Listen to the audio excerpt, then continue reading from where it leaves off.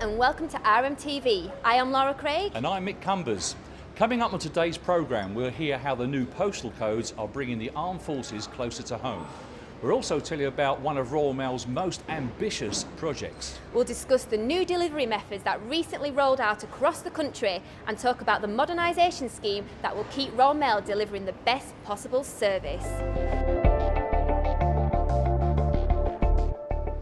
But first, some stories from the past 7 days. And Royal Mail, together with the Ministry of Defence, have developed new postcodes for the British Armed Forces serving overseas, and the move should allow the forces and their families same access to goods and services from the internet when they are stationed abroad as well as they do at home.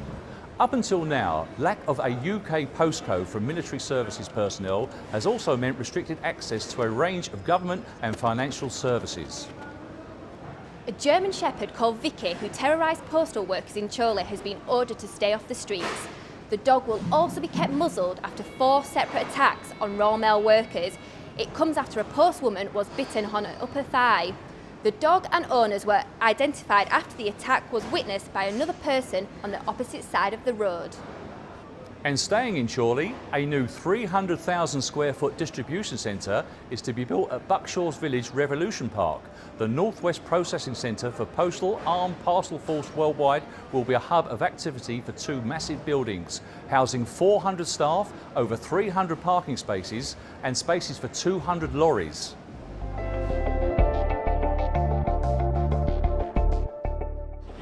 This month we adopted new delivery methods and routes across much of the UK. In the coming months, the changes will provide residents and businesses with a much improved service. Joining me now to discuss these changes is Dave Bibby, one of the shift managers here at Mount Pleasant. Dave, you're saying about these improved changes. What does this entail? The business has invested a lot of time, money and effort into new automation equipment, mainly the CSS machines. With this, we're able to sort automation-wise through a lot more mail than delivery postmen could sort manually. This has drove up efficiencies and effectiveness, but it's also driven up our quality of service to both customers and within the business, as the machines have less human errors, so what they see is what they sort, and then we push straight to the limits. So with the postmen and women, will they get out quicker? They will get out quicker, yes. They already arrive to the delivery offices, pre-sorted, ready to go. They pick up their bundle, they do an element of sorting just to put it into the right kind of order for the frames, and then they go straight out onto their walk. So the postmen and women, it doesn't really affect them too much? It's a change in the way they do their operation. Originally they'd start early, they go onto the manual frames, they sort all the manual bundles that's come in from the mail centres, they then do their frames, then they go onto another frame and sort it into their walk destinations, then they get onto the walk. This way it gets sorted for them, it bypasses the majority of the manual element and goes straight onto their walk, ready out for dispatch.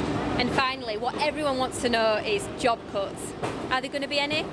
No. As far as I'm aware, there's no job cuts. Royal Mail are sticking to the no compulsory redundancies. We will make every effort to relocate anyone that wants to move or be EVR or to another unit, but there'll be no compulsory redundancies. Thanks, Dave. And if you have any questions about how this might affect your job, please go to the MyRoyal website for further details or talk to your manager. Royal Mail has set itself an ambitious challenge to produce a new stamp in less than 24 hours after each gold medal won by British athletes at this year's Olympic Games.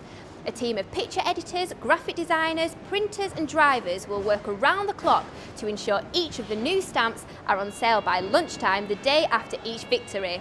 It is the first time we have ever issued a next day stamp.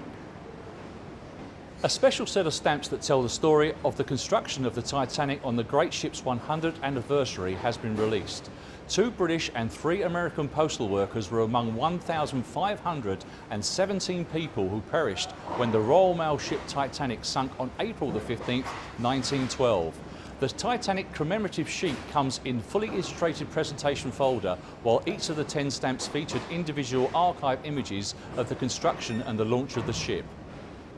The rise in the cost of stamps continues to make the news, but it is important to remind people that it will keep the Royal Mail operating as one of the highest quality services in Europe.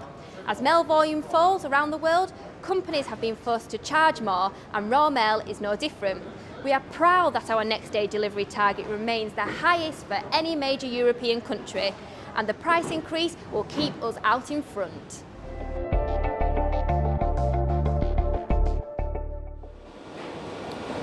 Despite the fact that the mail volumes have declined by 25% in recent years, the Royal Mail still delivers on average 59 million items a day.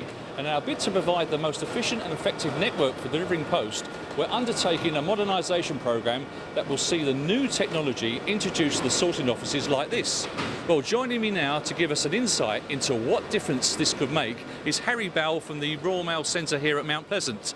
Harry, with a decline in the numbers of letters and packets and items going through the post, how can you justify spending more money on new machinery? Well, we need to spend money in an organisation in order to survive and be ready for the competition outside. As you can see, we've bought a new machinery, new modern building, a new environment for our staff, and also in order for us to deal with the type of mail that we're dealing with at the moment. We've replaced 90 machines upstairs with 4 machines that are far more efficient, that do the job of those machines and do it faster.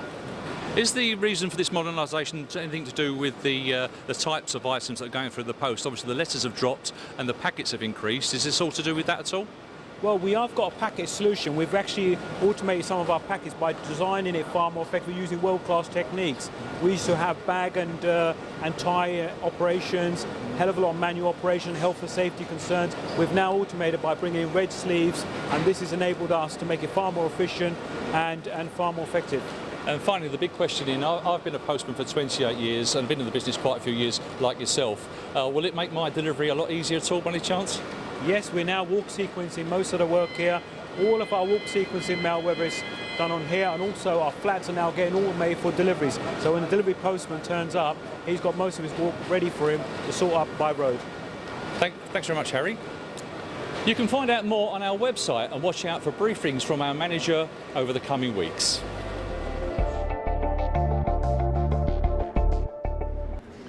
Clear, just how I like it. I'll tell you what, we've got a nice pile here. This one's lovely and clear as well, and the postcode as well. I don't believe it. I love it when it's really neat. That's right, yes.